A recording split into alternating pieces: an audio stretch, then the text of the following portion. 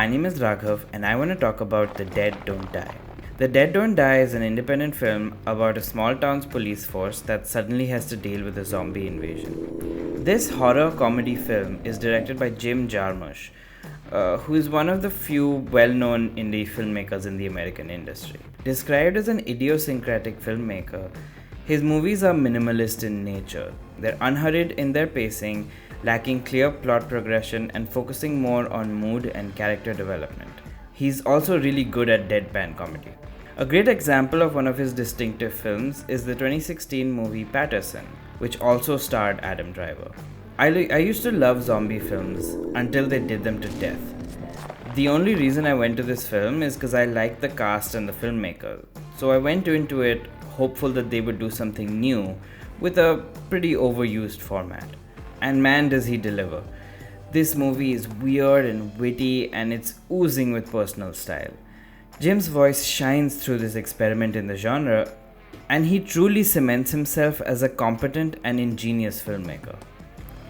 As all of Jim's films, this one is a slow burn.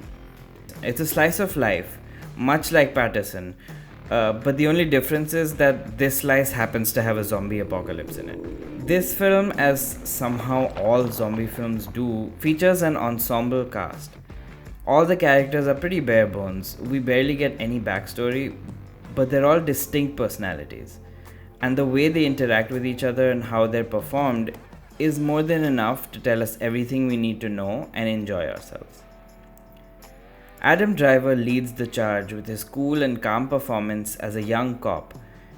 He has some of the best lines and the best moments, not to mention that he plays off his co-stars beautifully.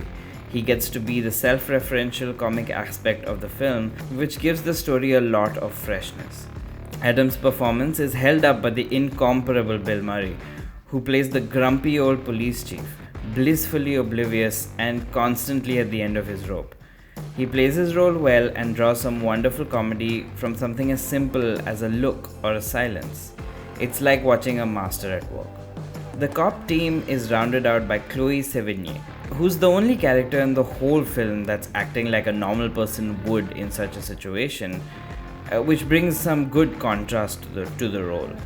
Although it's a little off-putting that one of the main female leads is kind of hysterical, sort of playing into the stereotype during these horror films, I guess I can give the film a pass because of how good it is.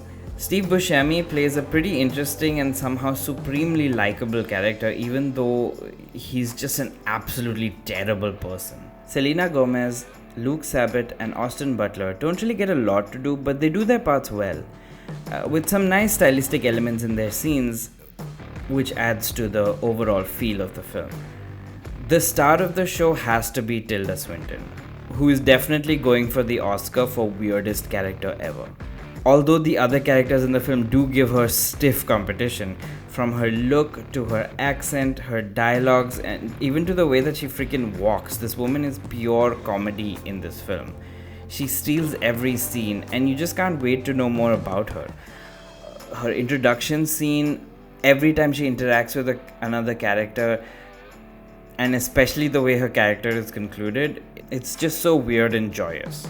The film is wonderfully hilarious.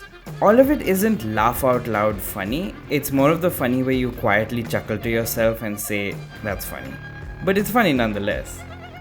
Let me be clear, this is a weird film and it doesn't care if you get it. If you're looking for Zombieland, this is not it. Hell, if you're looking for Shaun of the Dead, this is not it.